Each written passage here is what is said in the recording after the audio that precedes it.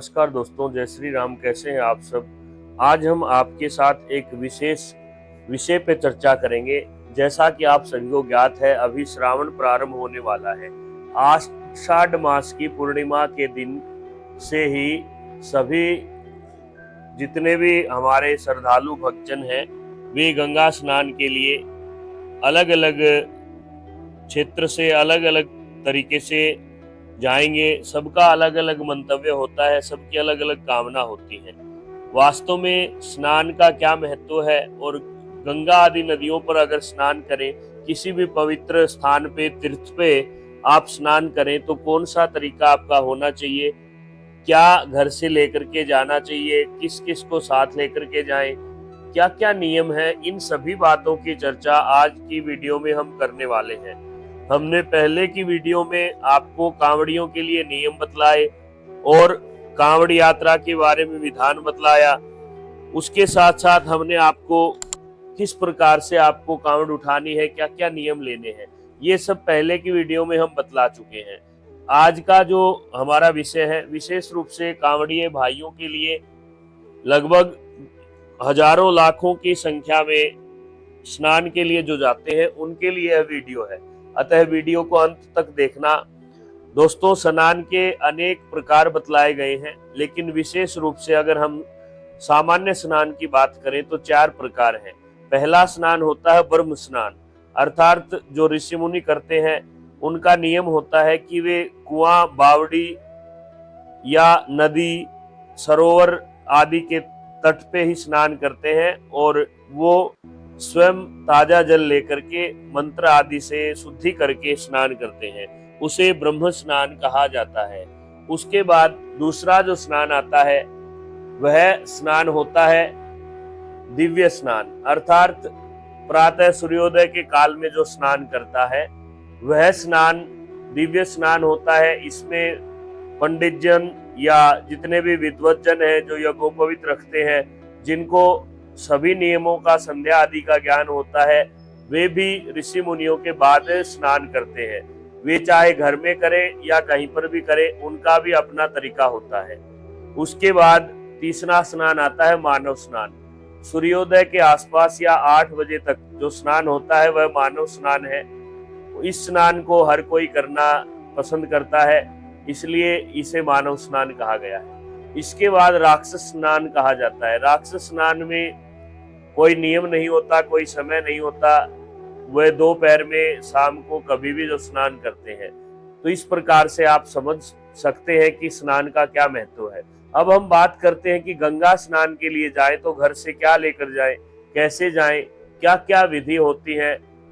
दोस्तों, सबसे पहले आपको ध्यान रखना है, कोई भी आप बड़े तीर्थ पे जाएं तो सबसे पहले आप अपने माता पिता की आज्ञा लें। उनके पास बैठ करके आप उनका स्वभाव, उनका स्वास्थ्य और उनके विचारों को पहले ग्रहण करें, समझें। अगर वे पूर्णतः स्वस्थ हैं और आपको जाने के लिए आज्ञा दे रहे हैं तो आपको आगे के मार्ग के बारे में सोचना है। उसके बाद अगर आपका कोई आध्यात्मिक गुरु है या कुल पुरोहित है या कोई भी धार्मिक व्यक्ति, साधु संत है, जिनके सानिध्य में आप हर एक कार्य करते हैं, धार्मिक जितने भी कार्य हैं, तो आप उनके पास जाएं, उनसे इस बारे में विचार विमर्श करें। वो जो दिशा निर्देश करें उसी के अनुसार आपको आगे बढ़ना है।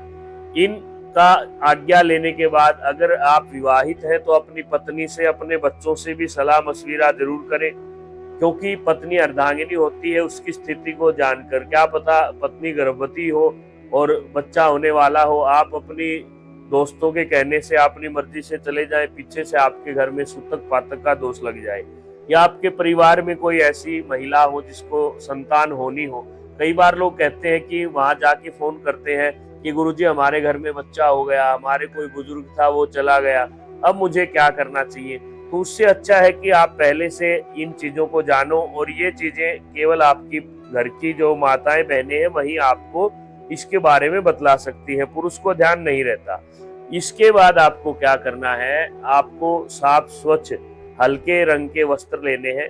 और ध्यान रहे, अगर आप यहाँ से जाते हैं, आप जब भी घर से चलें अपने साथियों के साथ भजन कीर्तन करते हुए, गाड़ी से या पैदल या रेल में या किसी भी आप वाहन में जाएं तो पूरे भक्ति भाव से जाएं, निर्मल होकर के जाएं। और यहाँ से जब चले तभी आपके मन में एक संकल्प होना चाहिए, हे गंगा मैया, बुजुर्गों के पूर्वजों के आशीर्वाद से मैं आपके पवित्र जल में स्नान करने के लिए आ रहा हूँ, आप मुझे आशीर्वाद प्रदान करें। इस प्रकार से आप भाव बना करके घर से चलिए। दोस्तों, जैसे ही आप रास्ते में जाते हैं तो हो सके तो अपना भोजन स्वयं बनाएं या आप निराहार रहें। वहां जाने के बाद आप अगर किसी धर्मशाला में रुकते हैं या आप कहीं भी अपनी गाड़ी में रुकते हैं या तट पे रुकते हैं तो आप आराम से विश्राम कीजिए और मल मूत्र का त्याग नदी से दूर करना चाहिए। धर्मशाला में रुके हैं तो आपको स्नान वहीं पे करके फिर गंगा स्नान के लिए निकलना चाहिए। हल्के वस्त्र हो, वस्त्र पहनकर ही स्नान करना चाहिए। कभी भी नंगे शरीर से या पूरा नग्न होकर के नदी में स्नान करना वर्जित है। और कभी भी रात्रि काल में किसी भी नदी में स्नान न करें, चाहे सरोवर हो, तालाब हो, कुआं हो सके तो घर पे भी अगर आप रात्रि में स्नान करते हैं शाम को 7-8 बजे के बाद, तो आपको पहले थोड़ा जो जल है उसको हिलाना चाहिए, जगाना चाहिए, उसके बाद आप स्नान करें। और ऐसा आपत्ति काल में ही करना चाहिए, वरना आपका स्नान करना भी सही नहीं है। और नदी पे, तालाब में, कुएं के पास तो कभी भी रात्रि में स्नान नहीं करना चाहिए। दोस्तों, उसके बाद आपको सुबह प्रातःकाल उठ करके अपने आराम से स्नान, अगर आपका कहीं ठिकाना है वहां पे प्रबंध है तो वहां भी स्नान कीजिए, हल्के कपड़े पहन के जाइए। और सबसे पहले आप गंगा मैया को दूर से तट के पास जाकर के प्रणाम करें। उसके बाद झुक करके वहां से आप एक हाथ में अंजलि में जल उठाएं और उस जल को लेकर के आप गंगा मैया का ध्यान करें। हे गंगा मैया, आप सभी पूर्वजों को पार उतारने वाली हैं, आपने मेरे सभी पूर्वजों को पार उतारा है, मैं आपके अंदर, आपके जल के अंदर स्नान करने आया हूँ, आप मुझे आज्ञा दीजिए।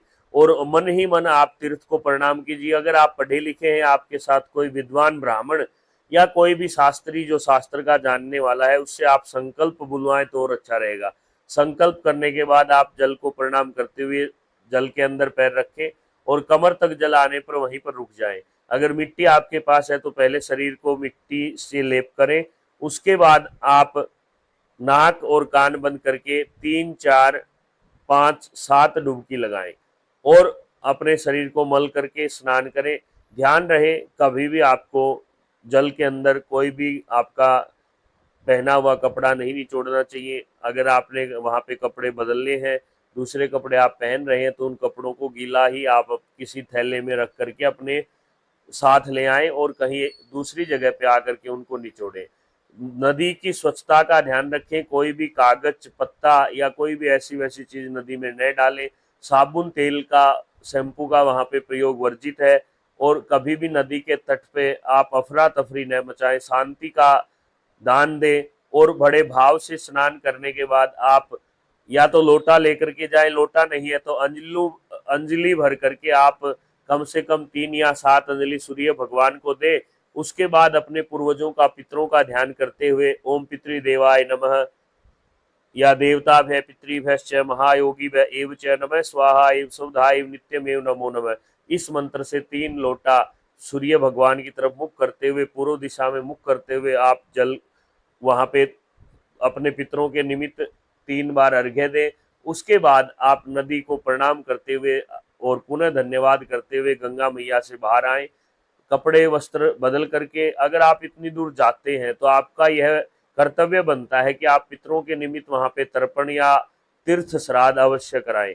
अगर भीड़ भाड़ वाले दिन गए हैं तो आप इन चीजों का रोक भी सकते हो। हाँ, ध्यान रहे अगर आप पूर्णिमा को या किसी भी विशेष दिन स्नान करते हैं तो स्नान का मुहूर्त देख करके और ब्रह्म काल में ही आप स्नान करें। सूर्योदय से पूर्व किया गया स्नान पुण्य को देने वाला है या सूर्योदय तक किया गया स्नान पुण्य को देने वाला है। इस प्रकार से आप स्नान कीजिए और फिर वहां से आप शुद्ध पात्र लेकर के अपना घर के लिए गंगाजल आदि भी ला सकते हैं। इस प्रकार से आप करें और उसके बाद तट पर आने पर किसी को दान करें। कभी भी किसी भी आप महानदी में स्नान करें, बड़े तीर्थ पे स्थान पे जाएं तो बिना दान के वापस ना आए, क्योंकि जो दोष आपको लगता है गंगा मैया के अंदर स्नान करने का, पुण्य के साथ दोष भी होता है, तो उस भार को वहीं पे आपको उतारना होना है। इसलिए आप अपनी श्रद्धा और अपने बजट के अनुसार दान करें। ये नहीं कि आप कमाते लाखों रुपए हैं, आप 1 रुपया दान करते नहीं।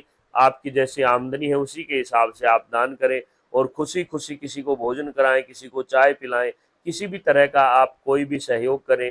इस प्रकार से आप वहां से स्नान करके वापस घर आएं। अगर आपको कांवड़ आदि लेकर के आनी है तो उसके विषय में हम अगली वीडियो में आपको दिशा निर्देश देंगे। और इस प्रकार से आप स्नान के बारे में कोई भी अगर प्रश्न आपके मन में अभी भी आ रहा है तो आप हमारे इस वीडियो के नीचे कमेंट कर सकते हैं। और दोस्तों, कोई भी आपका प्रश्न है पितृदोष से संबंधित या कोई भी विशेष कुंडली का, तो आप अपना जन्म समय तारीख हमें भेजिए, हम आपको समय पे उचित जवाब देंगे और शीघ्र अतिशीघ्र आपको संतुष्टिजनक और शास्त्र सम्मत आपको उपाय बतलाएंगे। इसी प्रकार से आप हमारे चैनल को देखते रहिए। हम हिंदू संस्कृति की रक्षा के लिए आपके कोई भी आपसे पाप न हो इसका ध्यान रखते हैं और हर समय आपको सद्मार्ग की ओर प्रेरित करते हैं।